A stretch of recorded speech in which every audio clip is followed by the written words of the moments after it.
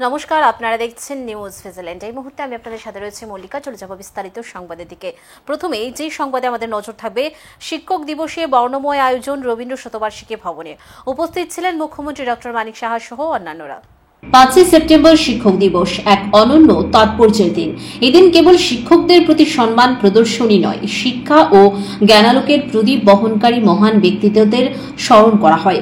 রাষ্ট্রপতি, শিক্ষাবিদ এবং দার্শনিক ডক্টর সর্বপল্লী রাধাকৃষ্ণনের জন্মদিনে প্রতি বছর সমগ্র ভারতবর্ষ জুড়ে শিক্ষক দিবস উদযাপন হয়। ত্রিপুরা রাজ্যের পক্ষেও দিনটি যথাযথ মর্যাদায় পালন করা হয়।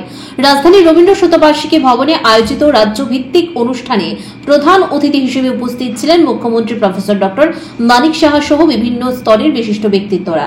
অনুষ্ঠানে শিক্ষকদের সম্মাননা প্রদর্শন সহ নানা আঙ্গিকে শিক্ষক দিবসের তাৎপর্য তুলে ধরা হয়। আলোচনায় অংশ নিয়ে মুখ্যমন্ত্রী শিক্ষক সমাজকে বিনম্র শ্রদ্ধা জানান।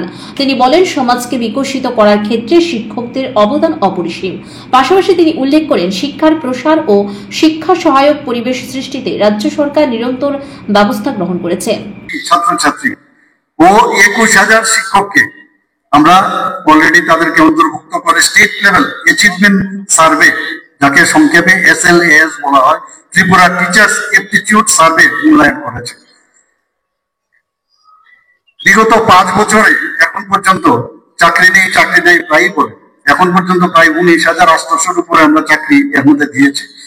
এতে প্রায় 5 বছরে আমরা 5,215 জন শিক্ষক এবং 125 জন লাইব্রেরিয়ান আমরা নিয়োগ করেছি।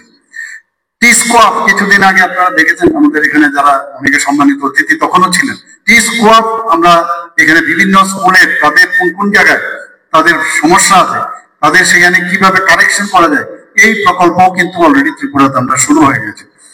এছাড়া গত জয়েন্ট রিক্রুটমেন্ট বোর্ডের মাধ্যমে 567 জন প্রার্থীকে এলডিসি এডুকেশন ডিপার্টমেন্ট এবং মাল্টি টাস্কিং স্টাফ পদে নিয়োগ করা হয়েছে।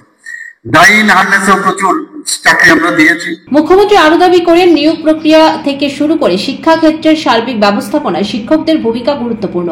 তাই তাদের সম্মান প্রদর্শনে রাজ্য সরকার সব সময় বিশেষ গুরুত্ব দিয়ে আসছে।